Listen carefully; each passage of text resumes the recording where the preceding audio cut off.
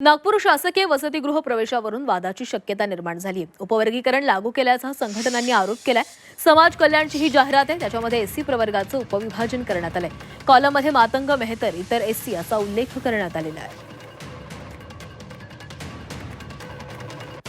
सर्व भारतीय जनता पक्षाच्याच काळात हा जातीयवाद आणि धर्मवाद आणि या माध्यमातून समाजातली फाळणी, समाजाचे तुकडे, त्यानंतर राज्याचे आणि देशाचे तुकडे, हे भारतीय जनता पक्षाचा अंतिम ध्येय.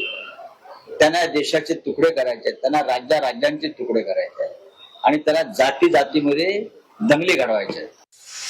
महाराष्ट्रामध्ये उपवर्गीकरण, अनुसूचित जातीच्या उपवर्गीकरणाच्या बाबतीमध्ये प्रत्येक जिल्ह्यामध्ये प्रचंड ताणतणावाची परिस्थिती निर्माण झाली असताना अशा पद्धतीचा जी मला वाटते नागपूर विभागानं जी जाहिरात काढली आहे ही जाहिरातच मुळी आक्षेपार्ह आहे आणि अशा पद्धतीची जाहिरात तरी शासनानं ती रद्द केली पाहिजे. त्या ठिकाणी मुद्दाम मातंग आणि सफाई कामगारांची कॉलम करून त्याच्यामध्ये त्यांच्यासाठी जागा दाखवणं मला वाटतं हे चुकीचं आहे आणि अशा पद्धतीची जाहिरात करणं म्हणजे उपवर्गीकरण झालं की काय अशा पद्धतीचा खोडसाळपणा मला वाटते आणि ही जाहिरात त्वरित रद्द करून त्या ठिकाणी मूळ जे आरक्षण आहे त्या पद्धतीने ती जाहिरात काढणं अपेक्षित आहे.